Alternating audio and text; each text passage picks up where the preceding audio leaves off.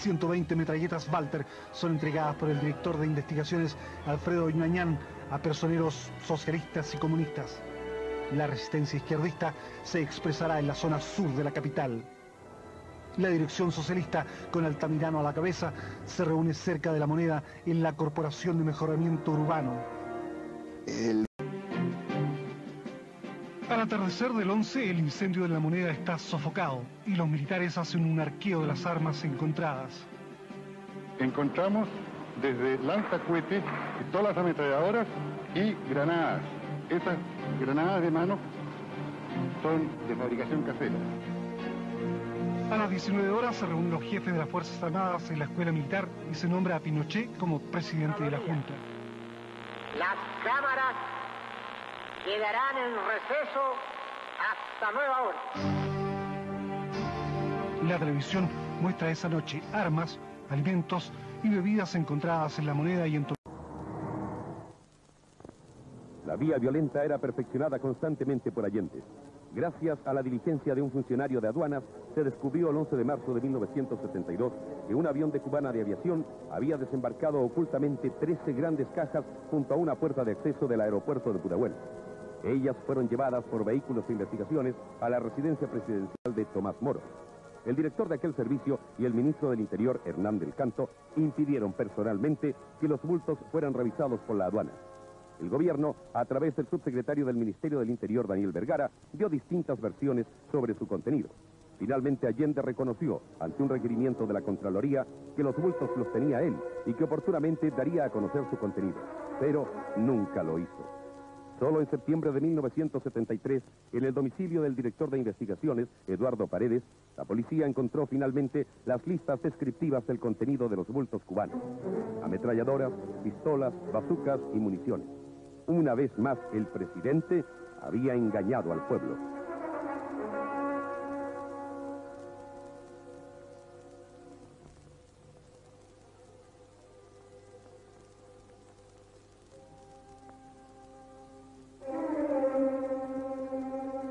A Chile llegaban armas de todos los tipos y por todos los conductos ilegales. Eran suficientes para armar a 30.000 hombres. Desde luego, habían entrado al país 13.000 extremistas de las más diversas nacionalidades. El contrabando del avión cubano fue solo un botón de muestra. Otros aviones de Cubana de Aviación siguieron haciendo desembarcos misteriosos sin ser investigados.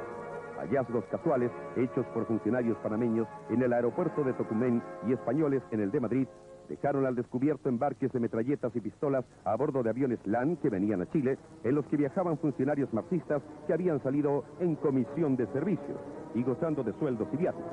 Estas comisiones de servicios al exterior fueron más de 1000. Los países socialistas cooperaban activamente al aprovisionamiento para la guerra civil chilena.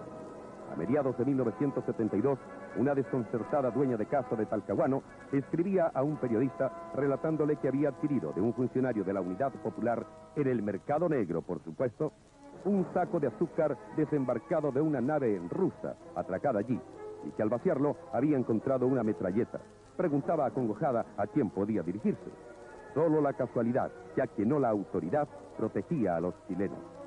El 28 de noviembre de 1971, el cubano José Rivera, jefe de la Guardia Personal de Allende, le entregó al presidente un memorándum secreto en el cual daba cuenta de haber repartido fusiles, ametralladoras y cañones sin retroceso al MIR, sacados de los depósitos ilegales de armas de su residencia de Tomás Moro. El documento está en los archivos oficiales.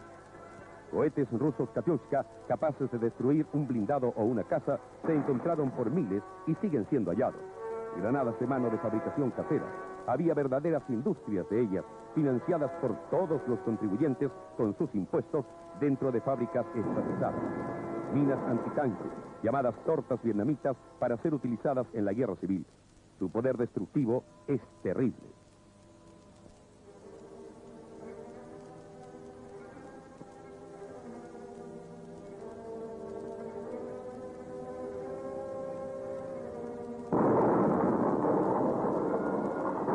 Se obraba mientras se predicaba contra la guerra civil.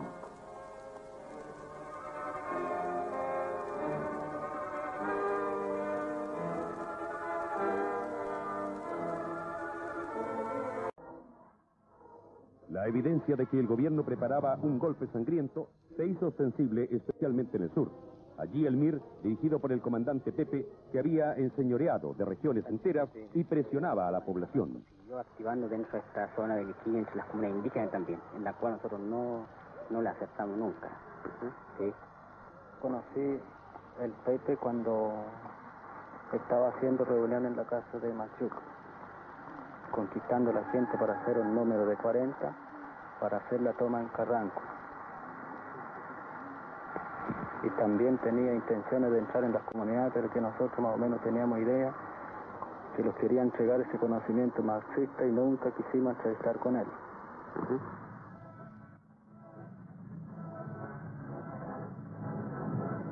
En los días siguientes al 11 de septiembre de 1973, fueron descubiertos enormes arsenales ocultos que no podían tener otra finalidad que servir para una guerra civil en gran escala. Las escenas que vemos corresponden al propio momento en que se excava en busca de armamento guerrillero. Son hallados pertrechos perfectamente acondicionados en su escondrijo subterráneo.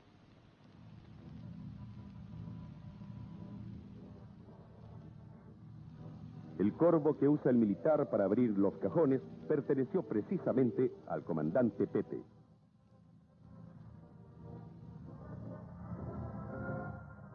Los cajones de granadas estaban a punto para ser abiertos y usados cuando se diera la orden para iniciar la toma del poder por la vía armada por parte del marxismo.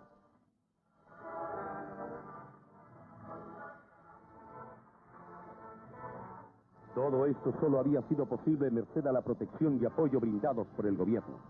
Así, se formó un ejército capaz de llevar a cabo la toma del poder en el momento oportuno.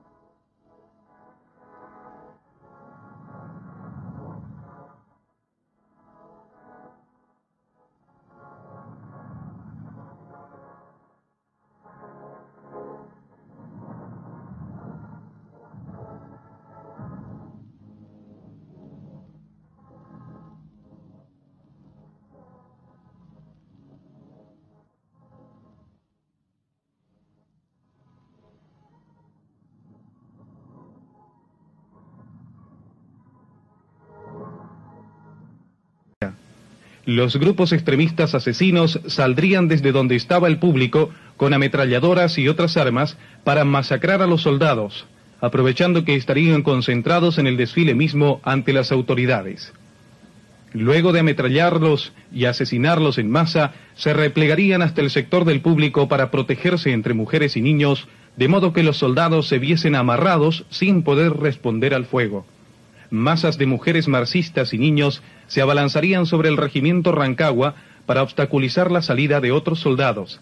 Y finalmente entraría la tercera y más sangrienta fase, que consistiría en asesinatos en masa de civiles democráticos, en especial mujeres, niños, dirigentes políticos, regidores, periodistas, dirigentes gremiales y en suma todos aquellos ariqueños opositores al gobierno marxista y que ya estaban debidamente registrados.